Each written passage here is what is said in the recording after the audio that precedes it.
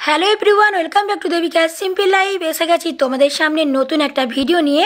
আজকের ভিডিওতে তোমাদের দেখাতে চলেছি মা সন্তোষী মায়ের পুজো ঠিক কিভাবে হয়।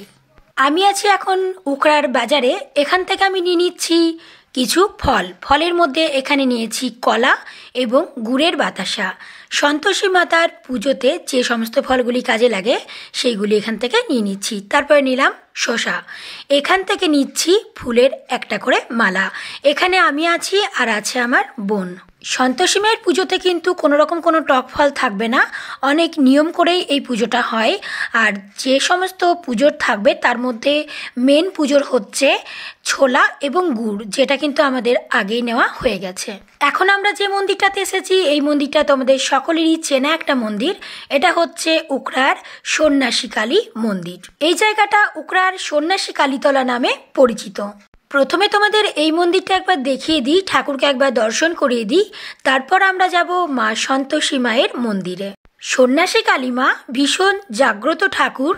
এখানে কিন্তু কালী পুজোর দিন সকালে বলো রাত্রিবেলা বলো প্রচুর মানুষের ভিড় থেকে থাকে। সারা রাত ধরে পুজো হয় ওই দিন।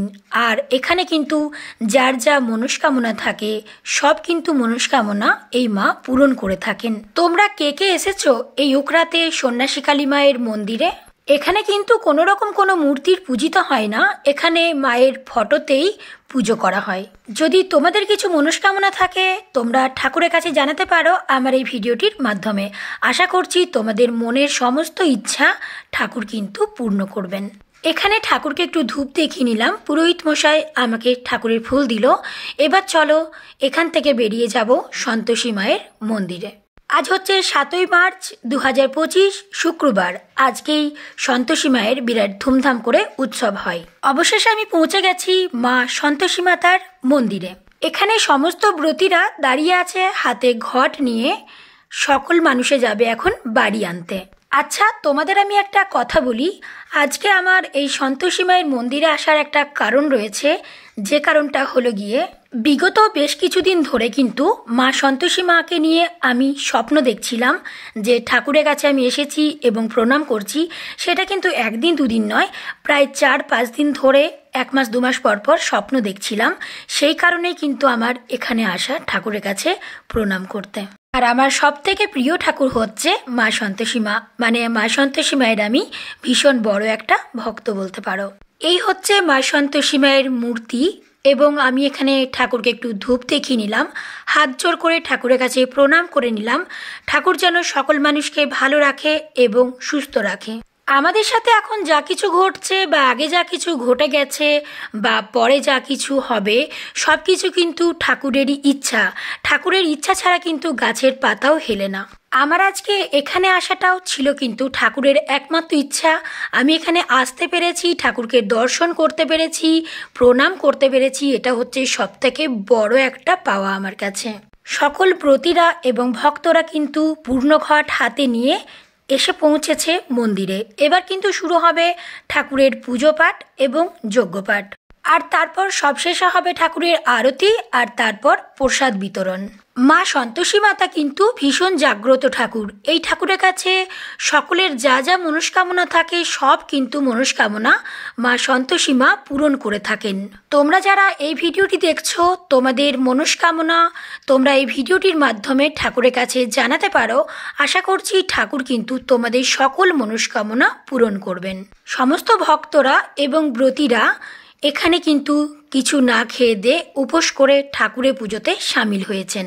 প্রতি শুক্রবার কিন্তু এই মা সন্তোষী মায়ের পুজো হয়।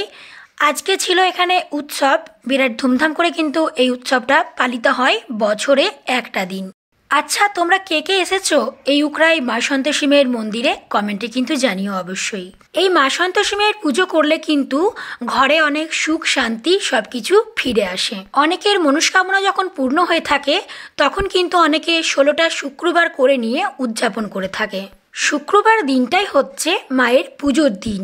এই দিন কিন্তু কোনো আমিষ খাবার এবং কোনো রকম টক জাতীয় খাবার কিন্তু কোনো ভক্তরা এবং ব্রতীরা খেতে পায় না।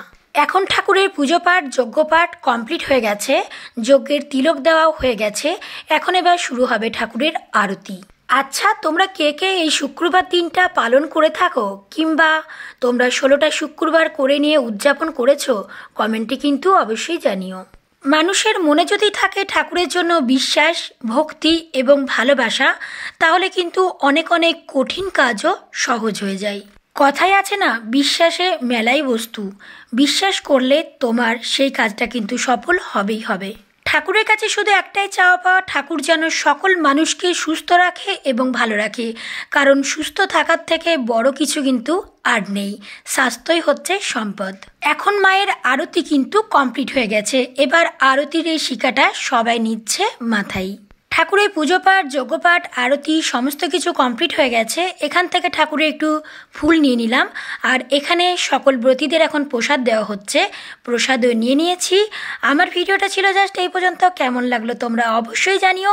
আর তোমরা সবাই খুব খুব ভালো থেকো এবং সুস্থ থেকো। ঠাকুর তোমাদের সকলের মঙ্গল করুক। চলো তাহলে, টাটা, বাই বাই।